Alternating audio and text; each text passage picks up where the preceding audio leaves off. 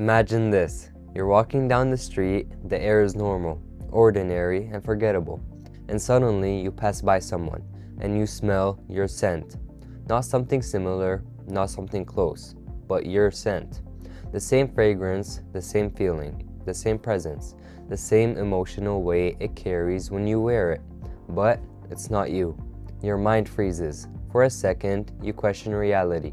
Did you spray too much this morning, or did the wind carry it? No, this person is wearing your identity. This is not distant science fiction. This is not a fantasy about the year 2100. This is the beginning of a new phase. In the past, perfume was just an addition, something you wore to give yourself presence, a finishing touch, a detail, a quiet enhancement. Then it became an image, a statement, a first impression. Then it became a lifestyle. It aligned with how you dressed, how you spoke, and where you went. Then it became part of your personality. People began to associate it with you. They remembered you by it. Someone was here, and they knew it was you. But now we are approaching something more dangerous. Perfume no longer just expresses you. It can represent you, not symbolically, not emotionally, but structurally. Every person has a pattern, scents they are drawn to, choices they repeat, accords that feel like home, notes they avoid without knowing why. A unique blend, even if they don't realize it. Your taste is not random. It is shaped by childhood, by culture, by moments of love and loss. Today, with data, the pattern can be analyzed. Not guessed, not assumed, but analyzed. Which perfume do you love? Which notes do you repeat? Which scents do you reject instantly? How long do you wear them? Where do you buy them? What season and what mood? All of this becomes data. And data becomes structure. And structure becomes a file. An olfactory profile. Your fingerprint, but in the form of scent. Invisible, but precise. If this profile exists, what stops someone from reproducing it?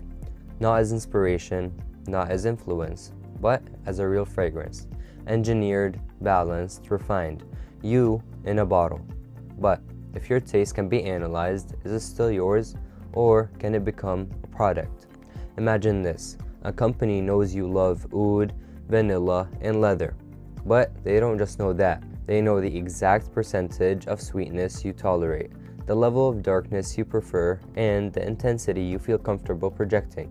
So they create perfume that smells exactly like you and sell it to thousands of people who now carry your aura. Suddenly, you're no longer unique. The thing you believed was me becomes a template, a formula that can be copied, repeated, optimized, and sold. At this stage, a new fear appears. Not fear of technology, but fear of losing distinction. If every preference can be mapped, if every choice can be predicted, does anything remain unique? Or can everything be deconstructed? Reduced to patterns, reduced to algorithms, and reduced to percentages. In the past, perfume was mysterious. No one knew why you loved it. You didn't even know. It was instinct, emotion, and chemistry. Today, it can be analyzed, broken down, reconstructed, and simulated. And here, perfume loses part of its magic, because mystery is being replaced by measurement. It's no longer a conflict between human and machine. It's a conflict between privacy and analysis, between being felt and being understood too precisely. Do you accept being understood, fully mapped, fully decoded, or do you prefer to remain a mystery? Not everything is dark. This technology could help you understand yourself, discover patterns you never noticed, find a perfume that matches you precisely. Something so accurate it feels like destiny. But there's always a price. The more the world understands you, the easier it becomes to imitate you, to predict you, to sell you back your own identity. At this stage, perfume is no longer just a scent.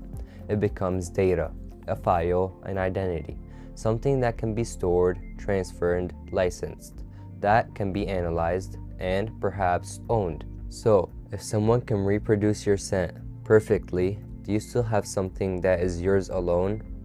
Maybe the only thing that cannot be copied is not the scent, not the formula, not the bottle, but the moment. How you wear it, when, why, and with whom. the context, the memory attached to it, the silent story behind it. Perfume began as decoration, then it became art, then it became identity. And today we approach a new phase, a phase where that identity can be copied, refined, stored, and scaled. But despite all of this, there's still something that cannot be duplicated.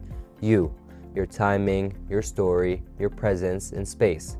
But if it becomes possible to analyze your taste, copy your scent, and reproduce it, what happens when the world begins creating new perfumes for you before you even know yourself? What happens when the algorithm understands your desires before you feel them? When it predicts your next favorite scent before you smell it? In the next episode, we enter a more dangerous phase, the perfume that chooses you before you choose it. And that was all for today. Make sure to leave a like, share, and subscribe. And now, as always, stay scented.